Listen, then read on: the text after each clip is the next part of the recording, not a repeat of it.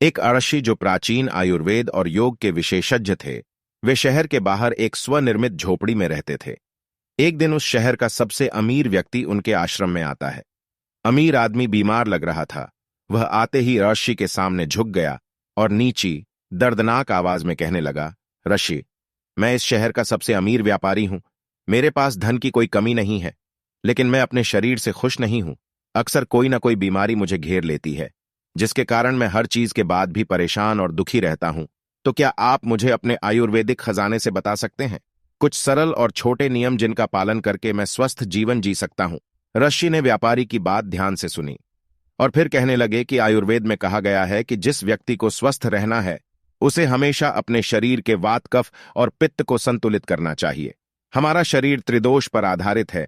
कोई भी बीमारी केवल इन तीन दोषों, वात दोष, पित्त दोष और कफ दोष के कारण होती है। जब वात बहुत खराब हो जाती है तो 80 से अधिक बीमारियां आती हैं। जब शरीर में पित्त बिगड़ जाता है तो इससे अधिक होने की संभावना होती है। 44 रोग बढ़ जाते हैं। और जब कफ खराब हो जाता है तो 28 से अधिक रोग हो जाते हैं। और अगर वात, पित्त और कफ तीनों बिगड़ जाते हैं तो शरीर में 148 से अधिक रोग होते हैं। सर्दी, खांसी, दस्त से लेकर सबसे बड़ी बीमारियां भी शरीर में वात, पित्त और कफ के फटने से ही होती हैं।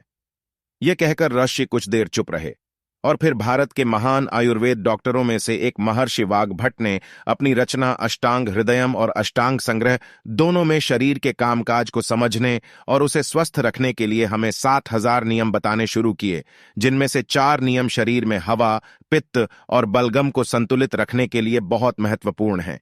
तो आज मैं आपको बताता हूं कि आपके शरीर में वात, कफ और पित्त तीनों संतुलित रहते हैं। इसके लिए पहला नियम है कि खाने के तुरंत बाद पानी न पिएं। महर्षि वाग्भट का कहना है कि खाना खाने के तुरंत बाद पानी पीना जहर पीने जैसा है। व्यक्ति ने कहा, लेकिन ऋषि क्यों? ऋषि ने कहा कि हम जो कुछ भी खाते हैं वह हमारे पेट में एक स्थान पर जमा हो जाता है, जिसे संस्कृत या हिंदी में जत्थार कहा जाता है। कुछ लोग इसे पेट, अमाशय कहते हैं।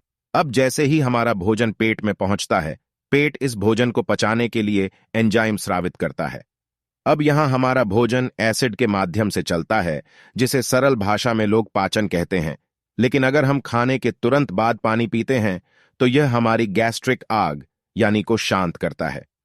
एसिड पानी में घुलने से पतला हो जाता है, जिससे इसकी गतिविधि कम हो जाती है और हमारा भोजन ठीक से पचता नहीं है, बल्कि यह पेट में सड़ जाता है और फिर यह सड़ता हुआ भोजन पेट में 100 से अधिक जहर पैदा करता है, जो मानव शरीर में 80 से अधिक रोगों का कारण बनता है।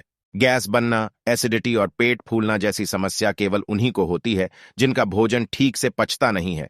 और भोजन ठीक से पचने का सबसे बड़ा कारण भोजन के तुरंत बाद पानी पीना है। व्यक्ति ने पूछा, लेकिन मुनिवर, खाने के बाद कब तक पानी नहीं पीना चाहिए? ऋषि ने कहा, कम से कम 1 घंटा, क्योंकि पेट की आग जलाने की यह प्रक्रिया खाने के बाद 1 घंटे तक जारी रहती है।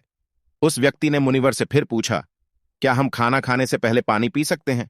ऋषि ने कहा, हां, हम खाना खाने से पहले पानी पी सकते हैं, लेकिन खाने से तुरंत पहले नहीं, बल्कि भोजन से आधे घंटे पहले आप जितना चाहें उतना पानी पी सकते हैं।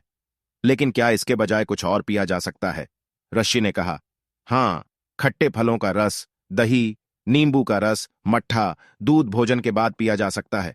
और खाने के बाद इन खट्टी चीजों को पीने से हमारे भोजन को पचाने में मदद मिलती है। लेकिन अगर आप इसका अधिकतम लाभ उठाना चाहते हैं तो नाश्ते के बाद साइट्रस फलों का रस, दोपहर के भोजन के बाद दही की लस्सी या मट्ठा और रात के खाने के बाद दूध पीना बहुत फायदेमंद है।